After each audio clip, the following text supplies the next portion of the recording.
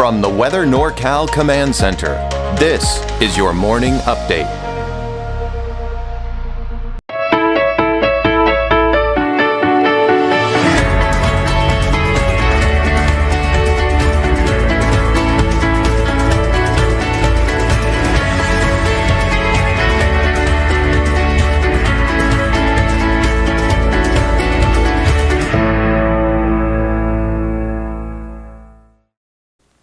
Good morning, everyone. I'm Meteorologist Mike Krueger. You know, Medicare open enrollment is going on, and PSA 2 and HICAP are joining forces to make it easy for you. There are a lot of scams out there. Premiums can increase, deductibles can go up, plans can come and go. I mean, there's all kinds of things. It gets really confusing. So to make it easy for you, you can call HICAP today to get free confidential Medicare help. Call that number on your screen and take advantage of this free service if you have Medicare. All right, let's take a look at the radar and look at all of the activity. And this was expected, folks.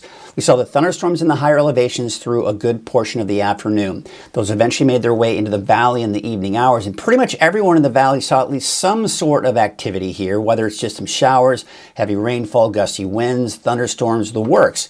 Things have quieted down since then, and the overall result of those thunderstorms in the valley, well, I asked and I received a lot of photos on Facebook. I want to thank Susan for taking this picture. These are kind of teetering on what are known as mimosas clouds. That's basically a sign of instability. And instead of the upwards motion, it's the downwards motion that can create those clouds. And it kind of bubbles downward. This, I mean, come on. Who is able to get that perfect capture of a double rainbow with lightning too? I mean, I saw some lightning out there. I was taking photos of a rainbow, but never got the lightning in there. So Megan, amazing. Great job. Love that photo. This is another beautiful photo. Want to thank Lena. I believe it's how you say your name. I apologize if I'm saying your name incorrectly. You can see the beautiful sunset shot here with the clouds, the storm clouds.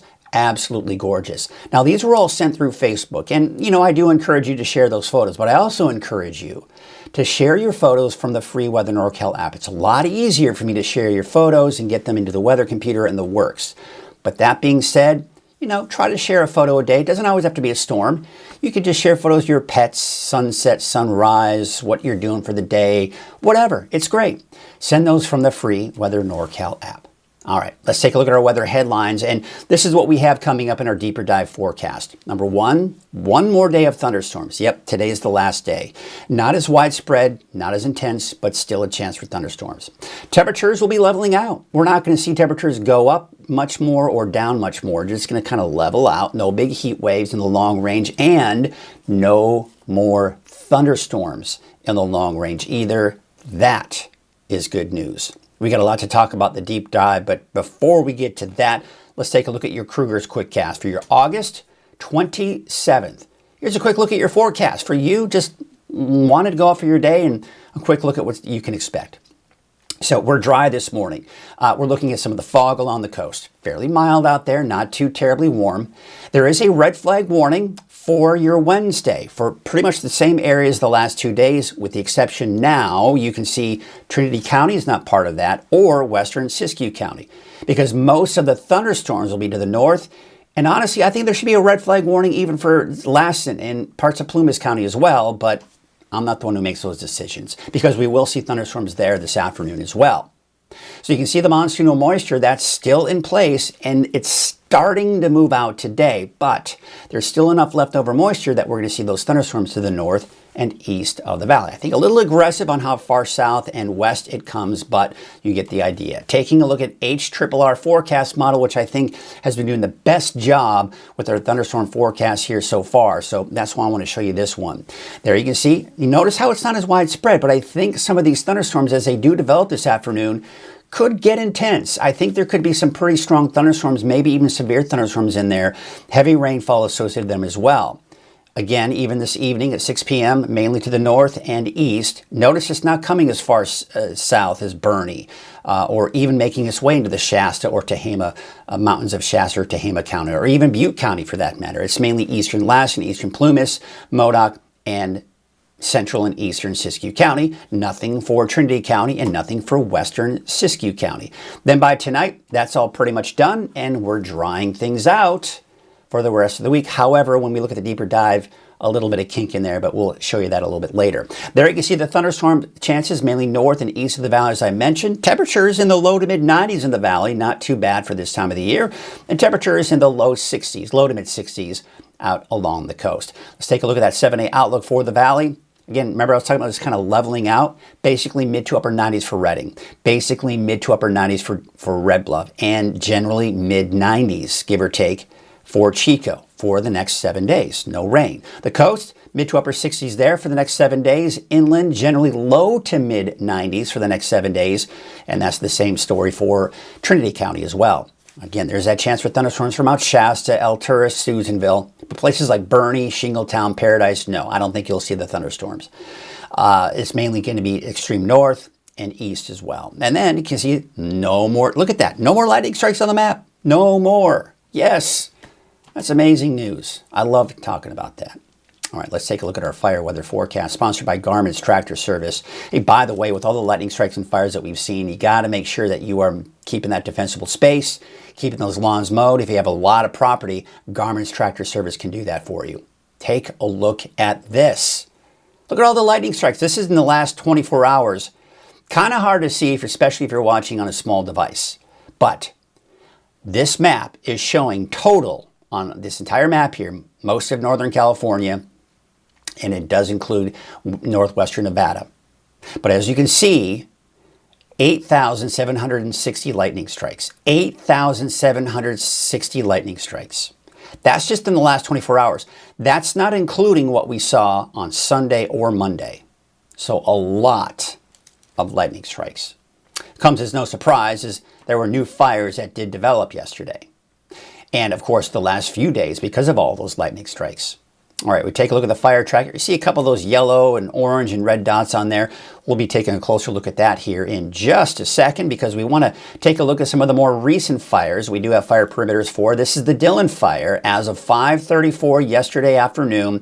Still, the latest report on that is a little over 1,200 acres with 0% containment. Now, there are evacuation orders, as you can see there in that darker red box, evacuation warnings. An order means you got to be out. Evacuation warning means pack your things, get ready to go in case you get upgraded to an evacuation order. You can see the distance from Cottage Grove, about 3.5 miles. We definitely have some rough and steep terrain with this fire. And we take a look at the latest fire or should I say heat signatures, and it's really on the south and east and west perimeter of the fire, still burning quite actively. In fact, what I'm going to show you now, that of course is the lightning strikes there. Let's go up to, why did it disappear? I think it did. Well, I took it off here, so I'm not going to be able to show you. But what I was going to show you was a satellite image with the heat signature still very active when the fire started.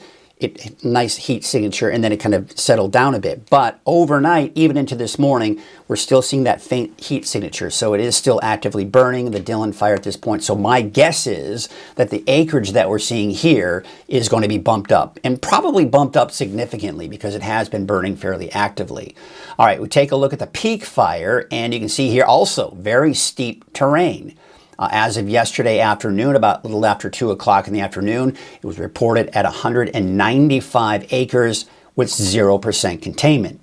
Now, we're also going to take a look at some of the heat signatures coming in from the satellite image, and it's mainly on the northwest side. You see some of those red boxes on the northwest side of it. That's the most recent activity we saw yesterday evening and last night. And another looks like a little spot to the east of that as well. That's kind of to the west of Highway 3, kind of near the Covington Mill area. All right, the Big Cliff fire, no new reports coming out of this one, and we can see that there aren't any heat signatures coming out of this one either. 45% containment as of August 19th. We take you out to the Orleans complex. Looks like a couple of dots there to the east of the actual complex itself, but no new information coming out of this one either, at about 91% containment. All right, so let's take a look at the forecast, what the forecast fire conditions are expected to be like. And you can see here, not that bad this morning as we'd expect. They pick back up in the afternoon. No big surprises there. Hey, the winds die down. Yep, shocker, right, in the morning. And then what happens in the afternoon? They pick back up. And that'll be the case again for your Friday as well. So that essentially just keeps our fire weather risk in the moderate to high range. As you can see today, mainly in the moderate range for the valley. So it looks like because the temperatures are dropping a little bit here, we are at least seeing it drop a little bit. However, it's getting, even though the temperatures aren't going to change much even on Thursday, a lot of that monsoon moisture is moving out. It's going to be drier. So drier conditions will mean higher fire weather risk as we go into your Friday, into your Thursday. And then on Friday, you can see at noon at least, we'll be looking at low to moderate. All right, that is a look at your Krueger's Quickcast and the latest on the fires. Let's get into that deeper dive, but before we do that, I do want to remind you that there is a 24-hour streaming channel you have access to. This is great. I love this because you can get it on Fire Stick, you can get it on Roku, you can get it on weathernorcal.com, you can get it from the free Weather NorCal app. 24/7, this thing is running. And any point in the time, you could be watching the latest video forecast, you could be watching the 6 neighborhood forecasts that update regularly throughout the day, every hour as a matter of fact. You've got 7-day forecasts, 10 7-day forecasts that you can continue to monitor there with current conditions out there as well. We also have special programming such as Pet of the Week and Ag Report, the works. So check it out.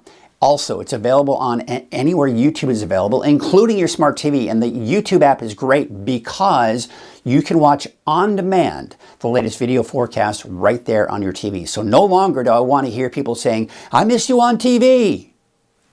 No, you don't have to because I can still be on your TV through YouTube. And of course, Roku Fire Stick as well. So there's the monsoon moisture. It's still in place, folks, but it's slowly getting nudged out. We're getting cut off from that flow of that moisture. You see this? This is drier air. We had the flow coming in from the south with the monsoon moisture, but this is cutting that off, and we're starting to see that monsoon moisture begin to move out. However, there's still going to be enough for today, possibly even tomorrow. Yeah, am I saying that? Yeah, possibly. Let's talk about that here.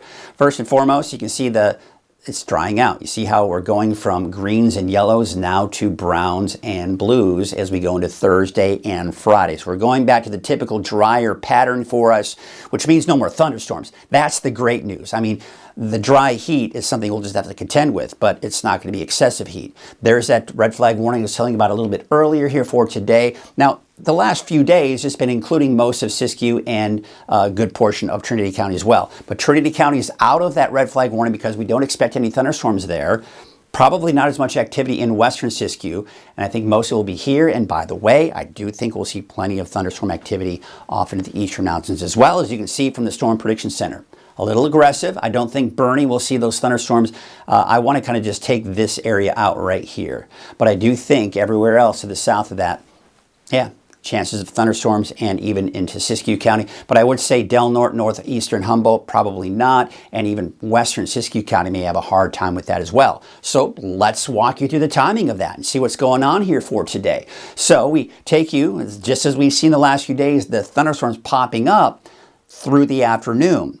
But notice it's not as widespread. You see it's central Siskiyou County into Modoc, southward into Lassen and Plumas County. So that's exactly what I was talking about, those thunderstorm chances.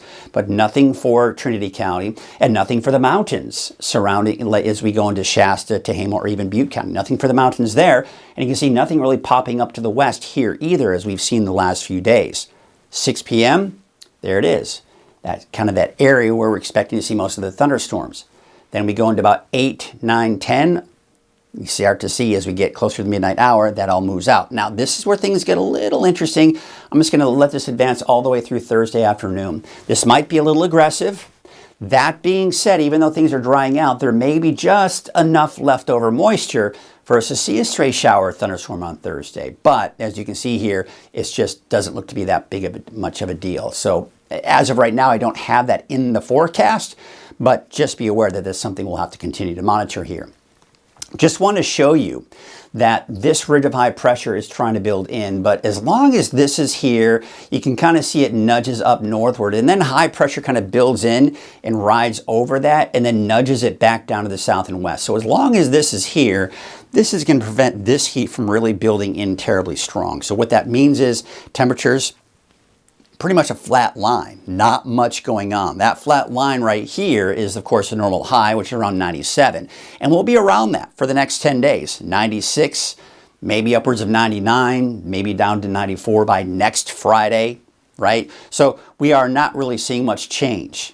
This is good after all the activity we've seen. We want to get rid of the thunderstorms, and we just don't want any big heat waves either, right? We take a look at the lake levels here, still over 100% of the historical average for all three lakes here. So still looking pretty good, looking healthy with those lake levels. Wave heights, they are not much of a concern. If you have to be on a small craft, a small boat that is here, maybe doing some fishing, looks like you are going to be in splendid shape. However, there's still going to be some of that patchy, dense fog out there, especially in the morning hours. South winds at 5 to 10 knots, waves from the northwest at 4 feet at 8 seconds. There's your high and your low tide, and of course that patchy dense fog I was talking about. Your neighborhood forecast, sponsored in part by Dignity Health. We've got those temperatures dropping, it looks like in the low to mid 90s for most of us in Trinity County, especially around the Highway 299 corridor. South of that, mainly in the 80s for places like Ruth and Mad River, 83. No thunderstorms in the forecast for Trinity County even today. Your Dignity Health North Coast neighborhood forecast. Temperatures in the mid to upper 60s for the coast over the next 7 days. Temperatures dropping below 100 degrees for Orleans, Hoopa, and Willow Creek. So yes, we're in that downward trend with those temperatures. Your Dignity Health Siskiyou County neighborhood forecast. 80s and 90s for your highs here.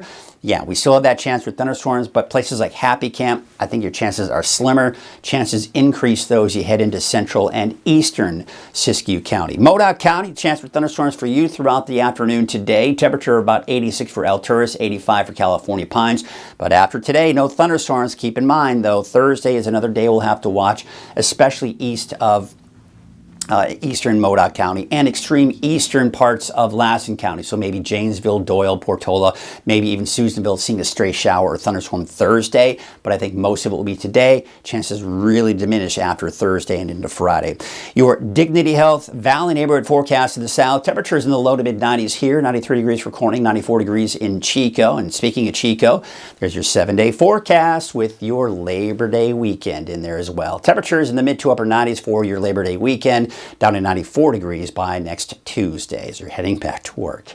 All right, let's take you up to the north, 96 degrees for Redding, as well as the city of Shasta Lake. Red Bluff about 95, 91 for Whiskeytown, and there you can see Palisadro about 96 degrees. Taking a look at your 7-day forecast for Redding. Temperatures in the mid to upper 90s for the next 7 days. As I mentioned, no big changes, no big heat warm-ups. We should, for the most part, stay below 100 degrees. That's your morning update. I'll be back again at noon for your latest forecast. Have a great morning. At Wind River Resort and Casino, we like to celebrate life's little moments. Oh, and the big ones too. Because around here, when you're completely in the moment, that's when the magic happens. Come in and find your moment at Wind River Resort and Casino.